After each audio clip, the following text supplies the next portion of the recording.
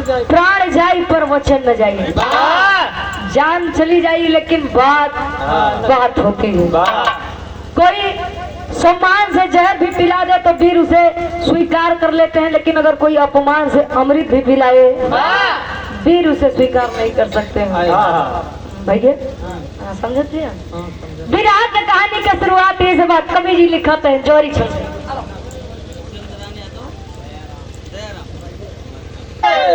कहती हूँ बड़े ये बाबू से ये बिल्कुल बात सही है। सुनवा बस सुंदर नारी धरती पर नहीं कही है। चर्चा थी चारों मोदी चंदा से सुंदर सोनमा ना लागे जादू सुनवा। भैया आल्हा के पत्नी सोनवा जी बताया गया कि उस समय की सबसे खूबसूरत सुंदर नारी थी। चर्चा थी चारों तरफ सोनवा जैसा मेहरारू के होई का।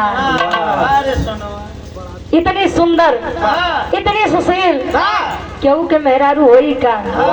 अच्छा पहले के समय में अजीब केहू के मेहरारू के पर अगर दिल आई जाए दिल थोड़े अंदर नहीं बता करवाते हैं। हाँ गुरु जी ए भैया यहाँ चर्चा चारों तरफ है। पत्थरीगढ़ के राजा ज्वाला सिंह जब इतनी बात सुना मन आ गया, विचार ही कर रहा है आखिर ही सुनवा आके चल के देखा जाए, अगर खूबसूरत हुई मेरे मन के लायक हुई विवाह किया जाए। चल दिया ज्वाला सिंह आ करत है का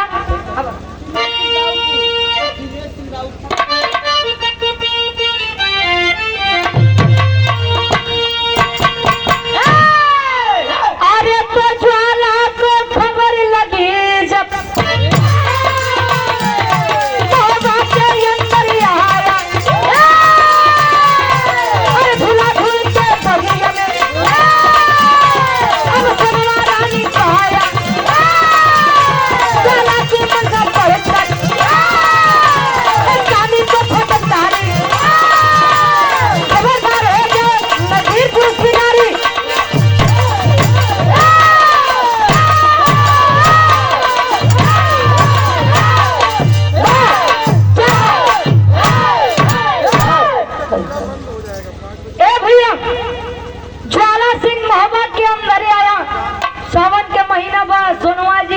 विचार करते हैं कि अगर सावन के महीना में झूला झूले के मिल जाए तो ये सावन महीना के आनंद ही कुछ अलग हो जाएगा। यहाँ जाई के उदल जी नीचे मोछी पताव रखे हैं, यहाँ से बाहर पहरेदारी में लगा है, यहाँ से बाहर चला देने भैया सोनवा जी सारा तरफ ए देवर बबुआ ए देवर बबुआ। अब यार उधर जी विचार करेंगे का बात फौजी बड़ा इशारा। अच्छा गए पूछ रहे हैं कहे देवर बबुआ इस सावन के महीने में अगर झूला झूले के मिल जाए तो महीने के मजे कोनो महीना के अरे इस सावन के महीने चाचा रचे हमारे लेवल के लड़की चला अब की जब जाना की रुचि विराह तब ए भैया अब यहाँ ज्वाला सिंह आया झूला झूलते सोनवा जी के हुई कदम के बगिया में जब देखे देखा तो बस देखते रह गया। सोनवा जी देखी ने क्या देख रहे हो कहे आपको देख रहा हूँ कहे कबो लड़की नहीं देखे देखे बहुत मगर तुम्हारे जैसा ना देखे देखो ए भैया सोनमा जी जब इतनी बोतिया पूछे ज्वाला सिंह कहे प्रेम करता हूँ विवाह करना चाहता हूँ हाँ तो से पागल हो गए हो दिमाग खराब हो गया है आप हो गए हो मैं ढाक के मतलब अरे पागल इंसानों का हाथ मैंड का हाथ। अब यहाँ ज्वाला सिंह के बतिया सुन के माई सोनमा कहा थी का कहे एक लाइन गीत लगत बा।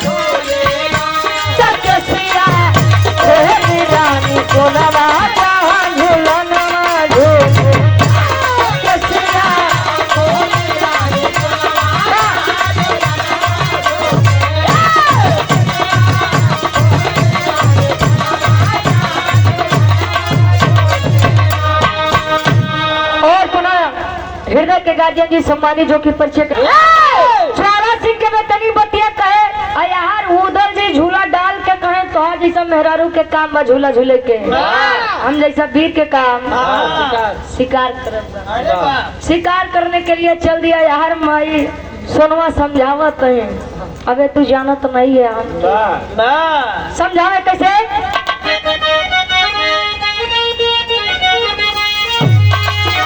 अरे कहीं समझा के तो अब जल्दी जाइबा भागे तो उतल देवा जावाते खबर या दिलागे खबर या दिलागे उतल देवा जावाते खबर या दिलागे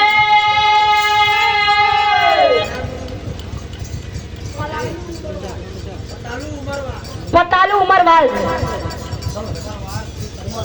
अच्छा उमरवार से पतालू भैया 200 रुपये का सम्मान किया आशीर्वाद के चाह रही है सब में सबके नौस्त प्राप्त सुधार होता है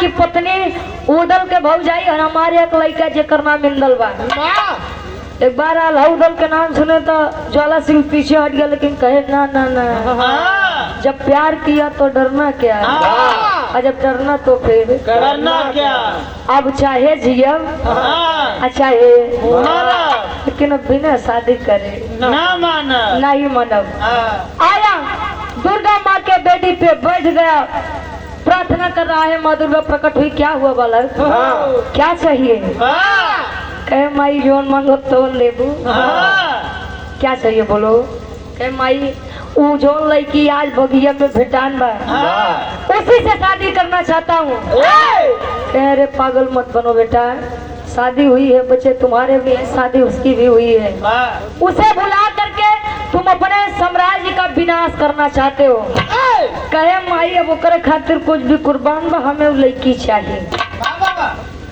माँ दुर्गा नहीं मान रही है ज्वाला सिंह कहे माई कहे बेटा उसका एक बच्चा है इंदल नाम है और एक बेटा अपनी माँ के बिना नहीं रह सकता है ए माई जो ने लड़का के तू वास्ता देती मैं वचन देता हूँ उसी बच्चे की बलि आपके बेटी पे चढ़ाऊंगा बलि के बतिया सुन के माँ दुर्गा आशीर्वाद देती है जाओ ले कर आओ सोनवा को। सोनवा के लिए आई क्या होत है, सोनवा जब बिहार गाया तो चारों तरफ हाहाकार मचत बा। आ तब ले उदल जी दिमाग लगावत है। कौन दिमाग लगावे? एक लाइन गीत लगता।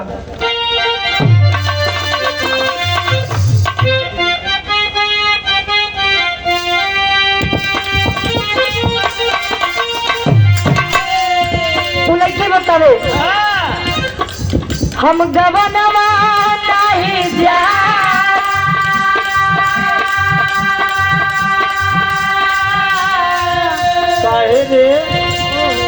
हम गवनवा नहीं जा हम गवनवा नहीं जा नहीं नहीं प्रीत लगल यही रनवा हम गवनवा नहीं जा नहीं नहीं प्रीत लगल यही रनवा हम गवनवा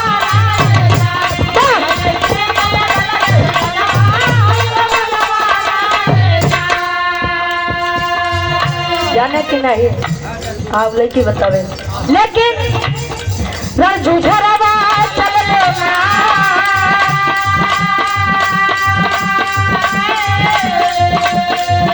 झूझरवा चल लेना झूझरवा चल लेना बहु चल कर गई ले चूड़ी हरवा झूझरवा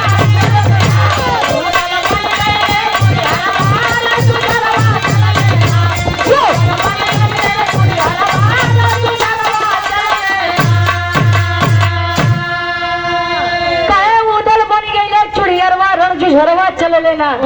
कतो कतो भगवान कन्हैया जी भगवत गीता में बताए हैं कहे कतो मारे भी तो कतो भी कौन भी भागे भी कहे। अब यार उधर जी अपने भैया से कहे ना भैया से भैया तने भौजी के कुछ समन्वय नहीं करता कहे नहीं भौजी समन्वय। अरे यार साड़ी चूड़ी बिंदी एक बात हो क्या करबो अपने भौजी के समान तो कहाँ तोहार भौजी कोमल कली कहाँ तू हाथी राजा क्या करबा अरे तू लई क्या वो एडजस्ट हम कई ले अब यार सोनवा जी के कपड़ा लत्ता लाए बढ़िया से पहले बढ़िया लाली लिपस्टिक लगाई के आँखी में काजल लगाई के एकदम सुंदर नारी के रूप लिए चूड़ी लिए गांव मोहल्ला चिल्लात है चूड़ी ले लो चूड़ी ले लो चूड़ी बेचे है का ए भैया। अब यार उधर जी अपने भौजाई के खोज कर बड़े चुड़ियारी के रूप बनावत है। अच्छा ज्वाला सिंह के एक बिटिया जकर नाम सुबह पंखी उस सोनवा जी के बड़ी केयर करे बड़ी देखभाल करे। यहाँ जब आवाज सुनी सोनवा जी कहीं बेटा जाई के तनी बोला लिया वो ढेर दिन होगी बाद छुड़ी पहने आज ऐसे उदल जी आए सोनवा जी के कलाई धरत है ना तब ले होत का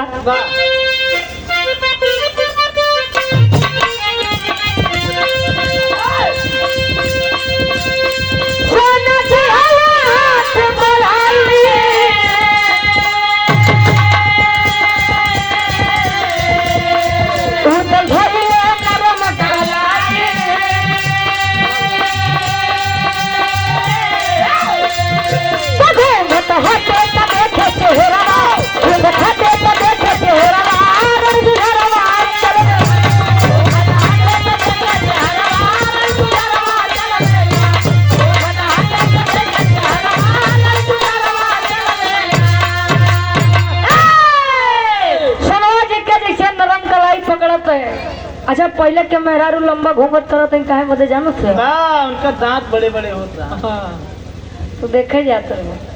पहले के मेहरारू मांग भर के सिंदूर लगावे काहे बदे जानत है कि हमरे दुल्हा के आयु लंबी होए।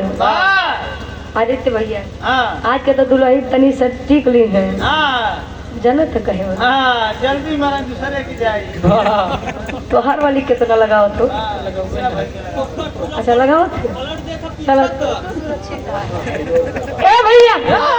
अब यार सोनवा जी घूंघट करे हवा जब बहे सोनवा जी के घूंघट जब उठा उधर जी देखे अवाक रह गए क्या भौजी तो क्या हम कहाँ कहाँ नहीं ढूंढे। एक फिर मर्द का हाथ छोड़ करके ये करे साथ है कि रात गया ये करे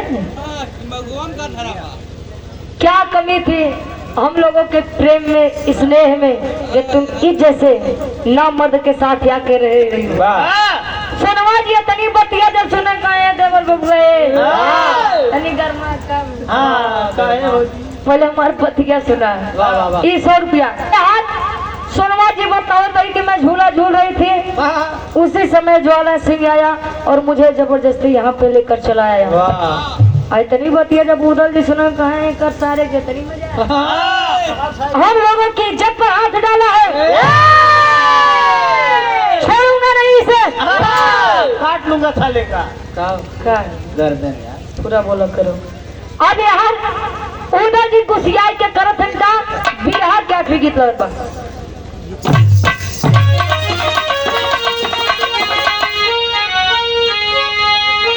कोनो पान बेचे वाली कहे अरे कोठे ऊपर कोठरी अरे कोठे ऊपर कोठरी हलवैया के दुकान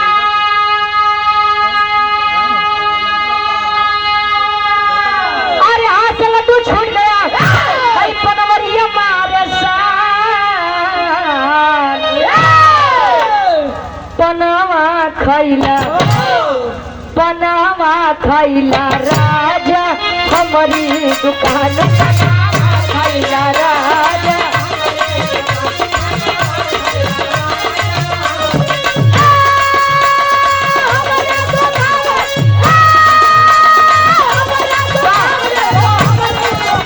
पनावा खैला राजा हमारी दुकान पनावा खैला। और ये भोजपुरी संगीत के डायरेक्टर साहब धर्म के हमारे बड़े भैया बहुत ही प्यार सम्मान देते हैं आप हमारे विजय भैया। लेकिन इतनी बतिया जब अपने भौजाई सोनमा के बात सुने उदल जी और उदल जी गुस्सियाई के करत है क्या करे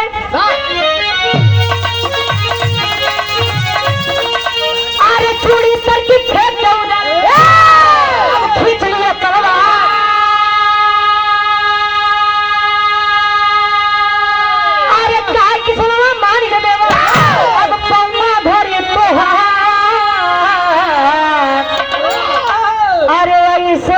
पैबा ऐसे ना पैबा ज्वाला के तू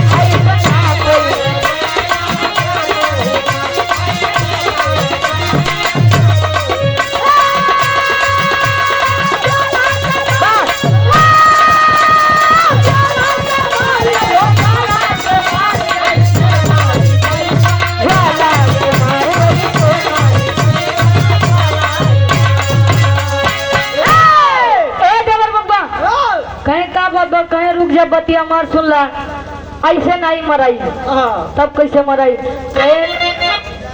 उन्होंने माँ दुर्गा से वचन दिया है कि हमारे बेटे इंदल की बलि माँ दुर्गा के बेटी पे चढ़ाएंगे आप उनका कुछ नहीं कर सकते माँ दुर्गा की कृपा उनके ऊपर बनी है।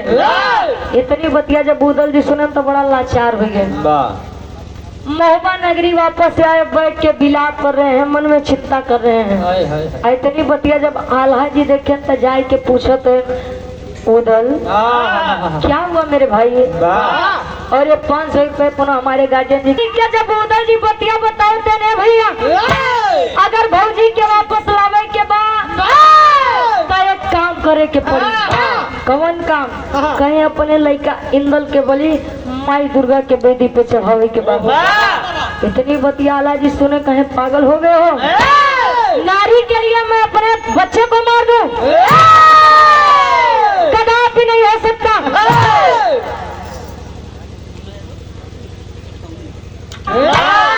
हम अपने लड़का इंदल के बड़ा प्यार से पाले पोसे ओके नहीं मारब। इतनी बतिया जब उदल जी सुने कहे भैया कल को यही समाज इंदल के ऊपर थूकेगा क्यों कहीं कि उसी के कारण आल्हा जी अपनी पत्नी सोनवा को एक ना मर्द के हाथों में सौंप आई नहीं ला पाए इंदल की बलि चढ़ानी होगी भैया अच्छा आज छोटे भाई की बात मान के इंदल को लेकर के आते हैं आल्हा जी माँ दुर्गा के मंदिर के पास।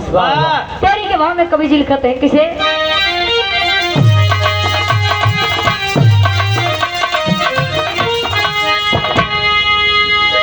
अरे बबेला लेके मंदिर में गए, अरे बबेला लेके मंदिर में गए तो सुनवा खातिर आला उदल पीर बघेला बघेला बघे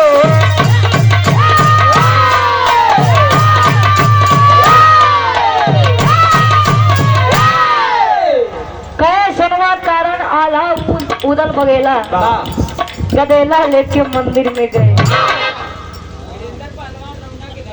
वीरेंद्र पहलवान जी रौनक मोह पुत्र मोह होता है। संसार का सबसे बड़ा सुख संतान सुख होता है। लड़का लायक बन न लायक बन बात के बात बा, लेकिन बिना बच्चे के परिवार सोना सोना लगता है।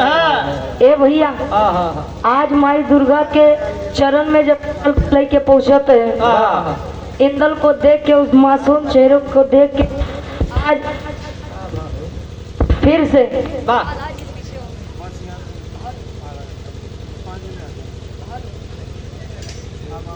फिर बात के चारे के बच्चे अपनी कला में कामयाब रहे। कहानी हमारे एकदम समीप में बा। ए भैया आल्हा जी फिर से पीछे हो गए। नहीं नहीं उदल मुझसे नहीं होगा मेरे भाई, मेरा छोटा सा बच्चा मैं अपने हाथों से कैसे इसे मार दूं। इतनी बतिया जब इंदल सुने इंदल आए के कहे पिताजी वैसे भी ये नासवरपन किसी काम का नहीं है।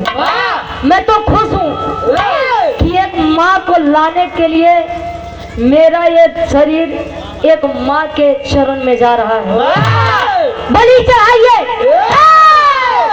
चचा सीटी रोका है, बलि चढ़ावत है।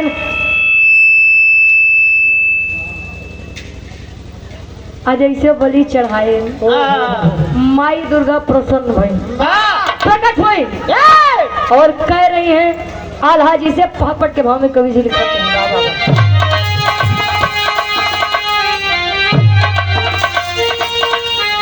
अरे बलि चौथे डॉलर बा असनवा दुर्गा बोली हो। अरे बलि चौथे डॉलर बा अब असनवा दुर्गा बोली हो। सब मांगा आल्हा मांगा तू वरदानवा दुर्गा बोली हो। मांगा आल्हा मांगा तू वरदानवा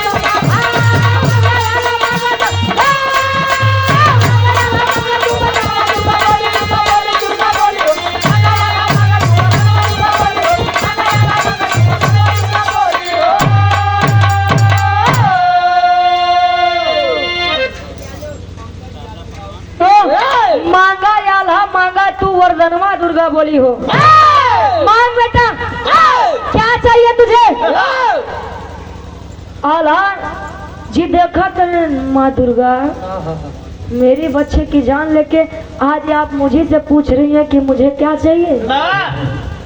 माँ क्या मैं आपसे जो मांगूंगा आप मुझे दोगी? कहे हाँ बेटा दूंगी। बोल क्या चाहिए तुझे? मैं खुश हूँ तेरी इस भक्ति से। क्या चाहिए? कहे माँ सुनिए मेरी जो इच्छा है बताने। अरे जिंदा कर दो लाल को मेरे वर दो वर की रानी हो। तो ज्वाला सिंह के गर्दन में अलग करा महतारी हो। अरे मत कह के उड़ली गगनवा दुर्गा बोली हो। अरे मत कह के उड़ली गगनवा दुर्गा बोली हो। तब मांगा आल्हा मांगा तू वरदानवा दुर्गा बोली हो। मांगा आल्हा मांगा तू